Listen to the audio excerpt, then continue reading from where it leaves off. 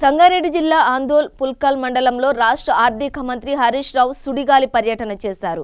అనంతరం ఆందోల్ జోగిపేట మున్సిపల్ పరిధిలో పలు అభివృద్ధి పనులకు శ్రీకారం చుట్టారు.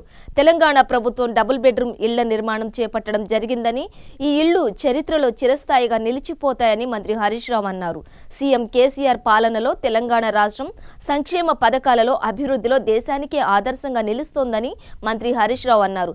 సమైక్య పాలనలో వివక్షకు గురైన వ్యవసాయ, నీటిపారుదల కోసం సీఎం కేసీఆర్ ప్రత్యేక దృష్టి సారించి ప్రాజెక్టుల నిర్మాణం చేపట్టారని తెలిపారు. శరవేగంగా నిర్మాణం అవుతున్న ప్రాజెక్టులను చూసి కాంగ్రెస్ నాయకులు కుళ్లు మండి కోర్టులలో కేసులు వేసి అభివృద్ధి నిరోధకులుగా నిలుస్తున్నారని విమర్శించారు. సంగారెడ్డి జిల్లాలోని పుల్కల్, ఆందోల్ మండలాల్లో పర్యటించిన మంత్రి పలు అభివృద్ధి కార్యక్రమాలను ప్రారంభించారు. గతంలో కాళేశ్వరం, మల్లన్న సాగర్ ప్రాజెక్టులను అడ్డుకోవడం కోసం కోర్టులో కేసులు వేసిన కాంగ్రెస్ నాయకులు తాజాగా సంగారెడ్డి జిల్లాలోని రేణుకా ఎల్లమ్మ ఎత్తిపోతల పథకాన్ని కాంగ్రెస్ నాయకులు అడ్డుకునే ప్రయత్నం చేస్తున్నారని ఆరోపించారు. మల్లన్న సాగర్ ప్రాజెక్టు నిర్మాణం కాగానే కాళేశ్వరం నీటి ద్వారా సింగూరు ప్రాజెక్టు నింపుతామని హరీష్ రావు స్పష్టం చేశారు. దేశంలో ఏ రాష్ట్రంలో లేని విధంగా వృద్ధులు, వితంతువులు, వికలాంగులు సంక్షేమం కోసం కేసీఆర్ పెద్ద మనసుతో 2016 రూపాయల పింఛన్ ఇస్తున్నారని తెలిపారు. ఆందోల్, జోగిపేటలో నూతనంగా గ్రంథాలయ భవన నిర్మాణానికి శంకుస్థాపన చేశారు. జోగిపేటలో క్రాంతి కిరణ్ గారు శాసనసభ్యులు అయిన తర్వాత మున్సిపల్ శాఖ మంత్రివర్యులు కేటీఆర్ గారిని రిక్వెస్ట్ చేసి ప్రత్యేకంగా 10 కోట్ల రూపాయల నిధులను మన పట్టణానికి మంజూరు చేసుకోవడం జరిగింది. ముఖ్యంగా ఆందోళనలో మనకు చాలా రోజులుగా అభివృద్ధి పనులు పెండింగ్ లో ఉన్నాయి. దాంట్లో ఈరోజు మనకు సింగూరులో నీళ్లు లేనందుకు ఎప్పుడైనా ప్రత్యామ్నాయంగా నీటి సరఫరాను ఏర్పాటు చేసుకోవడానికి ఒక 73 లక్షల రూపాయలతోని కొత్త పైప్ లైన్ వేయడానికి కూడా ఈరోజు శంకుస్థాపన చేసుకున్నాం.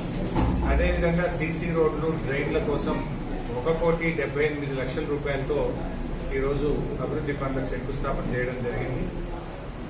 అదేవిధంగా మన క్లాక్ టవర్ జంక్షన్ పరిసర ప్రాంతాల్లో సీసీ రోడ్లు, మొంది కాలువలకు కూడా మరొక 4,57 లక్షల రూపాయలతో కూడా శంకుస్థాపన చేయడం జరిగింది.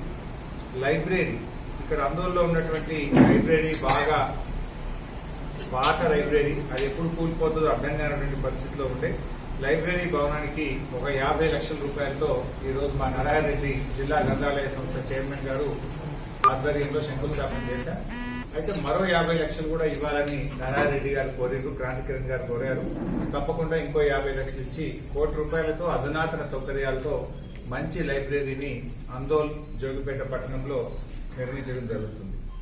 మరి అదేవిధంగా మన స్వచ్ఛ భారత్ లో భాగంగా, స్వచ్ఛ తెలంగాణలో భాగంగా మన జిల్లా కలెక్టర్ గారు ప్రత్యేకంగా చొరవ చూపి మన మున్సిపాలిటీకి ఒక 3 స్వచ్ఛ ఆటోలు, ఒక జేసీబీని కూడా ఈరోజు మంజూరు చేసి ఇవ్వడం జరిగింది.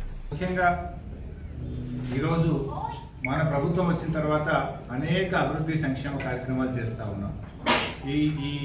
ఈరోజు ప్రజలు ఎక్కడ పోయినా కూడా టీఆర్ఎస్ ప్రభుత్వం పట్ల, కేసీఆర్ గారి నాయకత్వం పట్ల సంపూర్ణమైన విశ్వాసాన్ని వారు ప్రకటిస్తూ ఉన్నారు. మొన్న జరిగినటువంటి హుజూర్ నగర్ ఉప ఎన్నిక ప్రజలు టీఆర్ఎస్తో, కేసీఆర్ గారి నాయకత్వం పట్ల ఉన్నారనడానికి అక్కడ వచ్చిన 45,000 మెజార్టీయే ఒక సాక్ష్యం.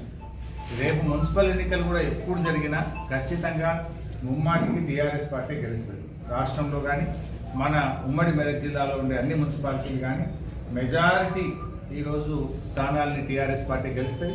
మరి బ్రహ్మాండమైన మెజార్టీతో అటు నారాయణఖేడ్ కానీ, ఆందోళ్ కానీ, జహీరాబాద్ కానీ, సంగారెడ్డి కానీ, సదాశివపేట కానీ, మన పటాన్ చెరువులో ఉండేటువంటి 3 మున్సిపాలిటీలు కానీ అన్ని చోట్ల కూడా ఈరోజు ప్రజలు టీఆర్ఎస్ వైపే ఉన్నారు.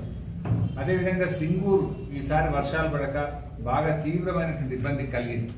సో ప్రత్యామ్నాయ ఏర్పాట్ల గురించి కూడా ప్రభుత్వం ఆలోచన చేస్తూ ఉంది. అయితే ఒక సంవత్సరం లోపు కాళేశ్వరాన్ని సింగూరు కలుపుతాం కనుక భవిష్యత్తులో ఎంత విపత్కరమైన పరిస్థితులు వచ్చినా కూడా మనకి ఇబ్బంది ఉండదు. భవిష్యత్తు ఒక పరీక్షా సమయం లాగానే ఉంది ఈసారి. సింగూరులో అస్సలు వర్షాలు పడక అసలు మొత్తం పైన కృష్ణానది పొంగి ప్రవహిస్తూ ఉంది, కింద గోదావరి పొంగి ప్రవహిస్తూ ఉంది.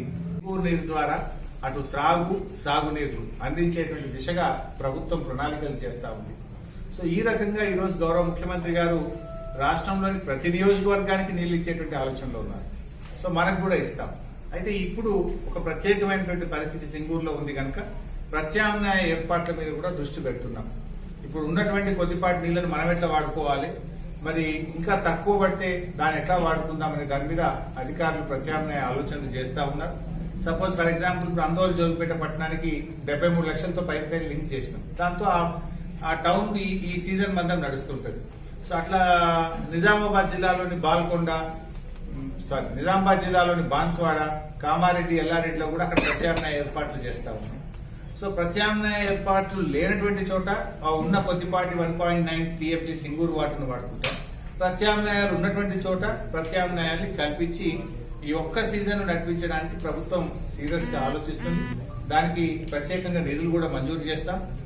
అదనంగా నిధులు కూడా మంజూరు చేసి యుద్ధ ప్రాతిపదికన ప్రత్యామ్నాయ ఏర్పాట్లు కూడా చేసి వచ్చే వేసవి కాలంలో సింగూరు మీద ఆధారపడ్డటువంటి గ్రామాలకు, పట్టణాలకు ప్రత్యామ్నాయ త్రాగునీటి ఏర్పాట్లు చేయడానికి ప్రభుత్వం నిర్ణయించింది.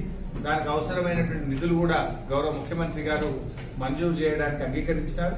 సో ఆ నిధులు ఇప్పించి ప్రజలకు ఎలాంటి అసౌకర్యం లేకుండా ఈ ఒక్క ఎండాకాలాన్ని ముందుకు తీసుకుపోయే ప్రయత్నం చేస్తాం.